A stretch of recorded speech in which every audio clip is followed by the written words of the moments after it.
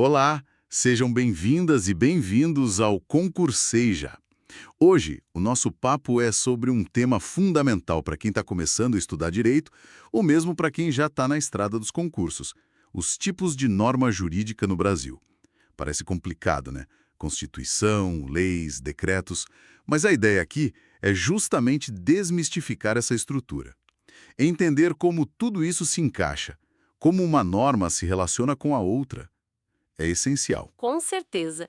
E para começar bem, acho que o ponto de partida é definir o que é, afinal, uma norma jurídica. Basicamente, é uma regra de conduta, certo? Mas não uma regra qualquer. Ela é imposta por uma autoridade, pelo Estado, no caso, e tem uma característica-chave, a coercitividade. Ou seja, se você não cumprir, existe uma consequência, uma sanção prevista. Ah, entendi. É o que diferencia de uma regra de etiqueta, por exemplo. A força do Estado por trás. Exatamente, é essa obrigatoriedade garantida pela possibilidade de sanção. A própria Lei de Introdução às Normas do Direito Brasileiro, a LINDB, já começa tratando disso, de quando as leis começam a valer e a obrigar. Legal. Então temos essas regras obrigatórias. Mas como elas ficam soltas por aí? Como elas se organizam? Imagino que não seja um amontoado de regras, né? De jeito nenhum. A palavra-chave aqui é hierarquia. Pensa assim, tipo uma pirâmide. Lá no topo, no lugar mais alto e mais importante, está a nossa Constituição Federal, a de 1988. Ela é a base de tudo, o fundamento de validade para todo o resto do ordenamento jurídico. Nenhuma norma que venha abaixo dela pode contrariá-la. Essa imagem da pirâmide ajuda bastante a visualizar. E essa ideia, ela é só uma teoria, assim, para facilitar, ou está prevista em algum lugar? Olha, a pirâmide em si é uma construção teórica muito famosa, né? Inspirada nas ideias de Hans Kelsen, que a doutrina adota porque é muito didática. Mas a própria Constituição, lá no artigo 59, ela meio que desenha esse mapa pra gente. Ela lista as principais ferramentas legislativas, as espécies normativas que fazem parte do processo de criação das leis. Ah, interessante. Então o artigo 59 é tipo o nosso guia nesse universo. Vamos então, vamos desempacotar isso. Começando pelo topo dessa pirâmide. Vamos lá. No topo, como eu disse, a Constituição Federal. Ela é a lei suprema. É nela que estão os princípios fundamentais, os direitos e garantias, a estrutura do Estado. Tudo. Qualquer outra norma, para ser válida, tem que estar de acordo com ela. É por isso que existe o controle de constitucionalidade, né? Para verificar essa compatibilidade. O Supremo Tribunal Federal, o STF, tem um papel central nisso, certo? Ela é a régua de todo o sistema. E para mudar a Constituição, porque ela não é mutável, né? Não é imutável, mas é bem difícil de mudar. Para isso existem as emendas constitucionais. O processo para aprovar uma emenda é super rigoroso, está lá no artigo 60 da Constituição.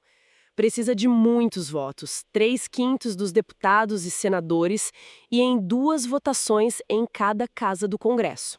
Uau, 3/5 em 2 turnos. É bastante coisa. Sim, é um quórum qualificado, bem alto. E tem mais: existem limites. Nem tudo pode ser alterado por emenda. As chamadas cláusulas pétreas, que são o núcleo duro da Constituição, como a forma federativa de Estado, o voto direto, secreto, universal e periódico, a separação dos poderes e os direitos e garantias individuais. Essas não podem ser abolidas. Entendi. A Constituição tem mecanismos para se proteger de mudanças muito radicais ou que desfigurem seus princípios essenciais. E descendo um degrau na pirâmide, o que a gente encontra abaixo das emendas? Aí vem as leis, no sentido mais amplo. São as normas gerais e abstratas criadas pelo Poder Legislativo. E aqui a gente tem algumas subdivisões importantes. Primeiro, a lei complementar. A própria Constituição exige esse tipo de lei para tratar de assuntos específicos que ela mesma indica. E para ser aprovada, precisa de maioria absoluta dos membros da Câmara e do Senado. É um quórum mais exigente que o da lei comum. Maioria absoluta. Quer dizer, mais da metade de todos os deputados e senadores, não só dos presentes na votação, certo? Exatamente, metade mais um do total de membros de cada casa. Um exemplo bem conhecido de lei complementar é a Lei de Responsabilidade Fiscal. Assim, a LRF faz sentido exigir um consenso maior para temas assim. E a outra lei, a comum. É a lei ordinária. Essa é a regra geral, usada para a maioria das matérias que não são reservadas à lei complementar. Para aprovar uma lei ordinária, basta maioria simples, ou seja, mais da metade dos parlamentares presentes na sessão, desde que tenha o quórum mínimo para iniciar a votação. Ah, então é mais fácil aprovar uma lei ordinária. Sim, o processo é menos complexo em termos de votos. O Código Civil, o Código Penal, o Estatuto da Criança e do Adolescente são todos exemplos de leis ordinárias. E ainda tem a lei delegada, né? Essa é menos comum, eu acho. Bem menos comum hoje em dia. A lei delegada é feita pelo presidente da República, mas ele precisa de uma autorização prévia do Congresso Nacional, uma delegação, que especifica o assunto e os limites. Está lá no artigo 68 da Constituição. Entendi. É uma delegação específica de poder legislativo. E falando em presidente legislando, e as medidas provisórias? Essas a gente ouve falar bastante. Sim, as medidas provisórias, ou MPs, essas são bem diferentes. O presidente pode editar uma MP diretamente, sem pedir autorização antes, mas só em situações muito específicas, relevância e urgência, é o que diz o artigo 62. A MP já nasce com força de lei, começa a valer imediatamente, só que ela é provisória, né? Ela precisa ser analisada e convertida em lei pelo Congresso Nacional num prazo determinado, senão perde a validade. Ah, então tem essa condição. É uma ferramenta para agir rápido em emergências, mas com controle do legislativo depois. Exato. E tem restrições importantes também. O artigo 62 proíbe MP sobre vários assuntos, tipo direito penal, processo civil, nacionalidade, cidadania, partidos políticos, temas mais sensíveis que exigem o debate legislativo completo. Faz sentido. E os decretos? Eles entram onde nessa história? São leis também? Não são leis no sentido estreito, porque não vêm do poder legislativo, mas são normas importantes, geralmente do poder executivo. Temos principalmente dois tipos: o decreto regulamentar, previsto lá no artigo 84, inciso 4º da Constituição. A função dele é explicar melhor uma lei, detalhar como ela vai ser aplicada na prática, para garantir a fiel execução da lei, como diz o texto. Ele não pode inovar, não pode criar direitos ou obrigações que a lei não previu. Então ele serve para dar vida à lei, para tornar ela aplicável no dia a dia. Isso. E temos também o decreto autônomo, que está no inciso 6 do mesmo artigo 84. Esse é um pouco diferente. Ele permite ao presidente tratar de alguns assuntos específicos diretamente por decreto, sem precisar de uma lei anterior para regulamentar. Basicamente, para organizar a administração pública federal, desde que não aumente despesa, nem crie ou extinga órgãos, e também para extinguir cargos públicos quando estiverem vagos. Entendi. Um para detalhar a lei, outro para organizar a máquina administrativa em pontos específicos. E o Congresso ele só faz lei e emenda. Não, o Congresso também edita outros tipos de atos normativos para cuidar das suas próprias competências. Tem o decreto legislativo, que serve para assuntos da competência exclusiva do Congresso, como, por exemplo, aprovar tratados internacionais assinados pelo presidente ou autorizar referendos. E está no artigo 49. Ah, então para aprovar um tratado internacional não é lei, é decreto legislativo. Exato. E tem também a resolução. Essa serve para regular matérias internas do Congresso, tipo o regimento interno da Câmara ou do Senado, ou para delegar a criação de lei delegada, como a gente comentou. É o último tipo listado lá no artigo 59. Nossa, quanta coisa! É realmente um sistema bem estruturado, né? Mas e se acontecer de ter duas normas que parecem válidas, mas que dizem coisas diferentes sobre o mesmo assunto? Como a gente resolve esse conflito? Ótima pergunta. Isso acontece mesmo e chamamos de antinomia, que é esse conflito entre normas. Existem critérios bem estabelecidos para resolver isso. São basicamente três. O primeiro é o critério da hierarquia. A norma que está mais acima na pirâmide prevalece sobre a que está abaixo. A Constituição vence a lei vence o decreto e assim por diante. Norma superior revoga a inferior no que for incompatível. Ok, esse parece o mais óbvio, por causa da pirâmide. Sim, o segundo é o critério da especialidade. Se você tem uma lei geral sobre um tema e uma lei específica tratando de um aspecto particular desse mesmo tema, a lei especial prevalece sobre a geral naquilo que ela regula especificamente.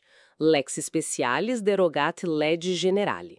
Hum, a regra específica afasta a regra geral naquele ponto. Isso. E o terceiro é o critério cronológico. A norma mais nova revoga a norma mais antiga que tratar do mesmo assunto de forma diferente. Lex posterior derogat lege priori. A lei posterior tem preferência. Entendi. Hierarquia, especialidade e cronologia. E tem uma ordem entre esses critérios? Tem sim. A hierarquia é o mais forte, depois vem a especialidade e, por último, o cronológico. A própria Lindby, lá no artigo 2º, parágrafo 1º, fala sobre a revogação da lei anterior pela posterior quando incompatível ou quando regula inteiramente a matéria. Então, entender essa hierarquia toda, essa pirâmide, não é só uma questão teórica, né? É super prático para saber qual regra aplicar num caso concreto. Exatamente. É fundamental. A hierarquia garante a ordem, a coerência e a segurança jurídica do sistema. Ela assegura que a vontade do poder constituinte, expressa na Constituição, seja respeitada por todas as outras normas. Sem isso, seria o caos. E só para complementar, mesmo dentro da Constituição, as normas não são todas iguais na forma como produzem efeitos. Temos normas de eficácia plena, que valem por si só desde o início, normas de eficácia contida, que valem, mas podem ser restringidas por lei, e as de eficácia limitada, que precisam de uma lei para poderem ser aplicadas na prática. Entender isso também é crucial para saber como um direito pode ser exigido. Perfeito. Muita informação, mas acho que conseguimos organizar bem as ideias. Então, recapitulando rapidamente, a gente viu o que é uma norma jurídica, essa regra com força obrigatória, falamos da importância da hierarquia com a Constituição Federal lá no topo, intocável, e aí descemos a pirâmide passando pelas emendas constitucionais, os vários tipos de leis, complementar, ordinária, delegada, as medidas provisórias, os decretos do Executivo e os atos do próprio Congresso como decretos legislativos e resoluções. E ainda vimos como resolver os conflitos entre elas. Dominar esses conceitos é sem dúvida um passo gigante para quem está estudando para concursos ou simplesmente quer entender melhor como o direito funciona no Brasil. Sem dúvida, é a base de tudo. Normativa. Continuem acompanhando o Concurseja porque tem muito mais conteúdo vindo por aí. Não deixe de conferir também os outros cursos disponíveis no nosso canal. Fica aqui uma reflexão final. Será que toda essa complexidade na criação das normas com tantos tipos e processos às vezes não dificulta que o direito responda rápido e de forma clara às necessidades da sociedade? É algo para se pensar. Muito obrigado pela audiência e até a próxima.